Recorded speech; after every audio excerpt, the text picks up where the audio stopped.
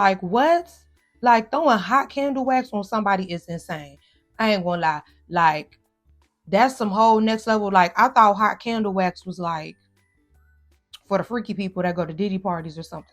Let's be clear, I ain't never took a loss. Every time I go shopping, I ain't gotta check the cost. Still independent, still my own boss. Still got bad bitches coming up they draws. Keep the beat up like a motherfucking Frito. Lucci flaming hot like a motherfucking Cheeto. This is not an act, I am not Don Cheeto. So the nigga out, treat him like a free code. Yeah, you heard right, I'm a whole ass gangster. Made him eat my butt, I ain't even say thank ya. First gon' fuck, no nigga, I'm a prankster. I can make a thug nigga feel like a wankster. Pull up down my green like Shigo.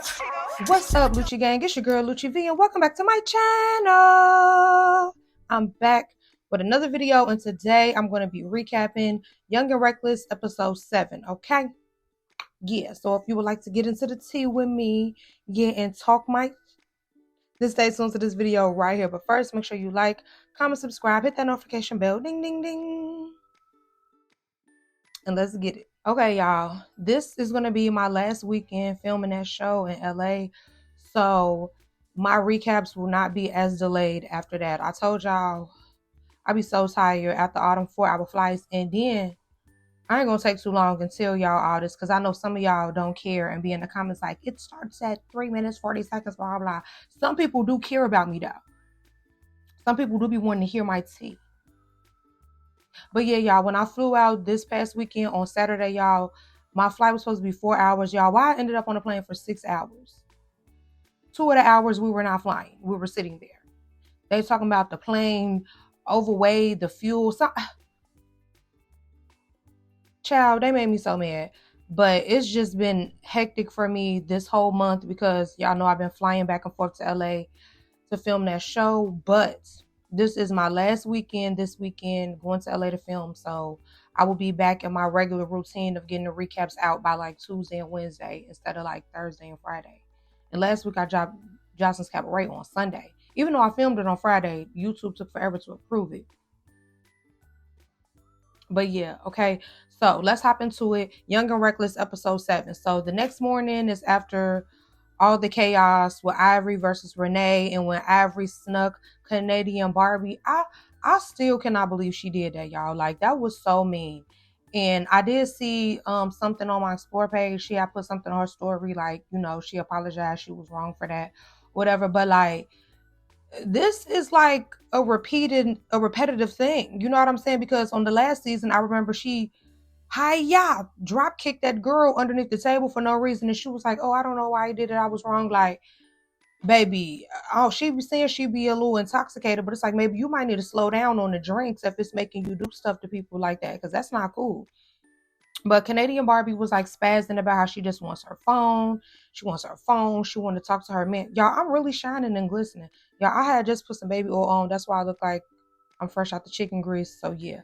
But Canadian Barbie was like spazzing out, like, I want my phone, I want to talk to my man, blah, blah, blah. Like, she's going crazy in the house. And Nug is just like, yeah, if they take our phones away because of you, then I'm going to get you. And we're like, she want to be Ivory Jr., Ivory the second. She want to be it so bad. She want to be it so bad. Like, she's fiending. She's fiending to be Ivory 2.0.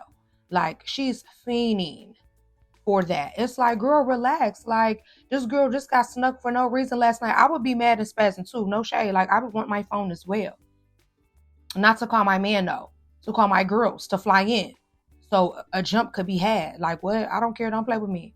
Like, y'all know I told y'all the jumping is not necessary, but that's the reason when it's necessary. Canadian Barbie ain't got no hands. And we got Big Ivory jumping on her for no reason. A jump need to be had. I don't care. She wouldn't be wrong if she called her people for a jumpiana. And y'all know I do like Ivory, but right is right and wrong is wrong. I don't care. I'm going to call it out. Hello? I'm going to call it out. Like, for real.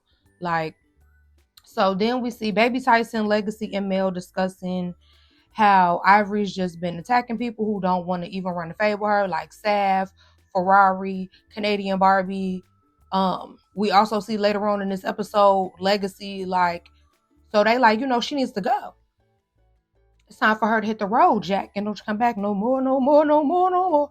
Like, and I mean, I don't think Ivory needs to go because I mean she does bring something to the show. She does act young and reckless, but I do feel like she should be picking with the people that she like that's on that with her. Because I mean, Ferrari made this whole rule like no sneaking, call your face out of woo woo. But when Ivory's sneaking people, she's hush. She's zipping it up. Like I don't understand that. I mean, I do understand she probably scared of Ivory, but still, like, girl. But then this what I did anybody else clock this tea? Mel had said that she had heard that Nug was talking about Ivory before they got there. So I'm curious to see how that tea plays out. Okay. Then we see the twins and Sierra talking. And the twins basically make Sierra feel like it's her fault that her and Nug got into that squabble. And I don't agree with that. Like, she was explaining to them how she had asked Nug, like, like, is there an issue with us? Like, what's going on? And they like, well, if somebody says, is there an issue? Then I'm going to be like, I'm going to make it an issue. And you shouldn't have said those words. It's like, what was she supposed to say? Like, do we have a problem? That sounds worse to me than do we have issue?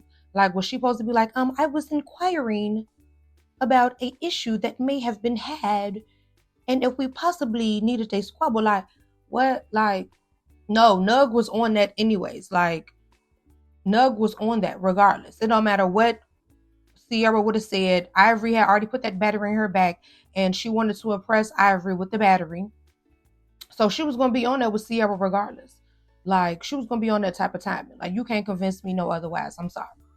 You just can't. Like, I feel like that's what she was on when she came up them steps on the boat. She was on that, okay? Like, I don't know, y'all. I really thought that I was going to like the twins more than I do. Like, their confessionals are definitely funny, but them, like, I'm not feeling them on the show. I'm not even gonna lie, I'm not really feeling them. Okay. So then Ferrari goes to check on Sav, and Sav lets her know, like, you're not a good host. You're not controlling nothing. You letting Ivory run wild up and through here again, like you did on the first season. And she was saying you didn't even check on me, and we supposed to be homegirls outside of the show. And I mean, I do agree with that. I do feel like Ferrari is doing a better job on this season that's actually hosting and like getting in front of the girls, and you know what I'm saying? But she still is not controlling Ivory. And I feel like it's because she really doesn't want to be on Ivory's bad side. So I feel like she kind of like, Ivory, no, like, just don't, like, you know what I'm saying? She don't really stand on business like how she tried to bug up and stand on business with Sav. Like, she don't give that type of energy to Ivory ever. Like, it never gives that. So, then Sav was like, you let Ivory took you out, girl, and you ain't do nothing. And Ferrari gets heated, like, who choked me out? I ain't never got choked down. I ain't never got choked down. But it's like, I feel like I remember on the last episode, Ferrari was in her confessionals and saying that Ivory put her hands around her neck. Am I tripping? Or did she not say that on the last episode? Because she talking about her hands were like this on my face and woo, woo, woo. Regardless, that girl mushed you. She was getting in your face, screaming, disrespecting you, all that. Regardless, she did that and you did nothing. Like, she was like, oh yeah. She like, yeah. I was like, yeah, and did like this, like, what's up, girl? That's not what you did. You was like, get out my face. Get out of my face. Get out of my face. Like, that's what you was doing. She tried to tell the story like, yeah, I pushed her, and I was like, yeah, what's up? Girl, they just showed you the video and everything, and that's the story you sticking to? All right, sister. All right, sister. So then Legacy is in the bathroom, not bothering nobody, doing her hair, getting cute. I really think Legacy is really pretty. And then Ivory just bum rushes into the bathroom and attacks the girl. Like, this girl, Legacy is so small, y'all, especially compared to Ivory. Like, why are you sneaking this girl? I didn't like that. Like, this is her second time doing it. She did that on the first season. She snuck Legacy in the bathroom. Now, on the first season, I understood why. You know what I'm saying? Because it was a point where Legacy has snuck her. On this season, Legacy has not done anything to you, girl. Like, so what's the problem? And then when they in the confessionals asking Ivory why she don't like Legacy, she like, because she's just bold. And what are you?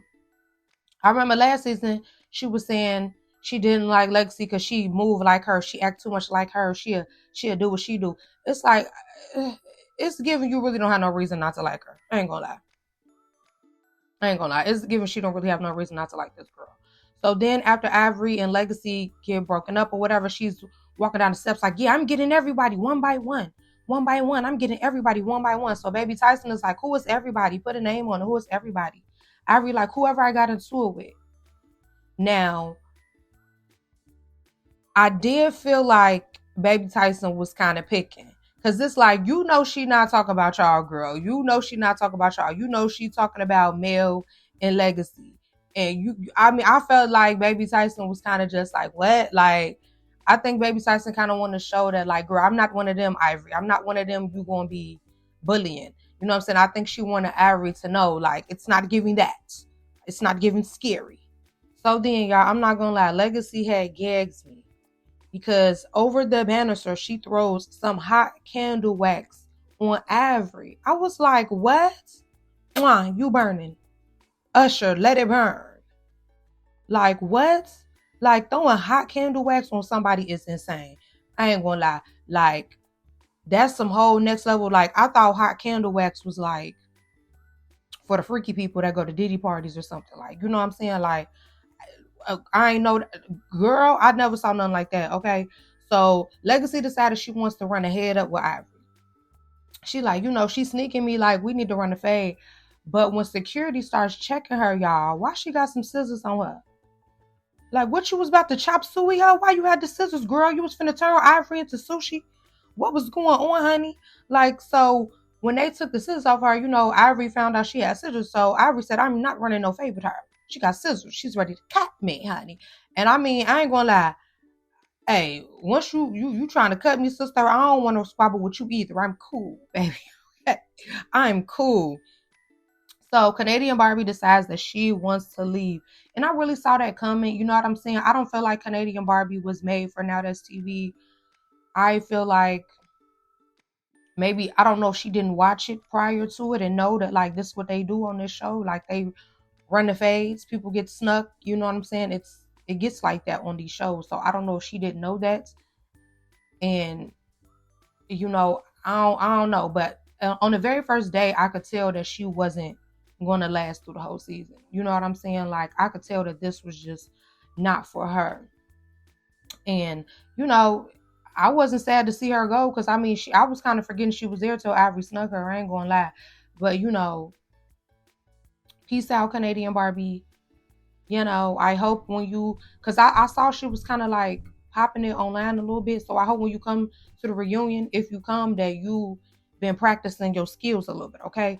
So the next episode, apparently someone cat was thinking. Then everybody all of a sudden has a problem with Sav. Ivory will be pressing Baby Tyson about asking, you know, why was you asking who is everybody type of thing. And yeah, the drama continues. I did hear that a few girls are not going to the reunion. I don't think Ivory was going because we know she's on Baddies.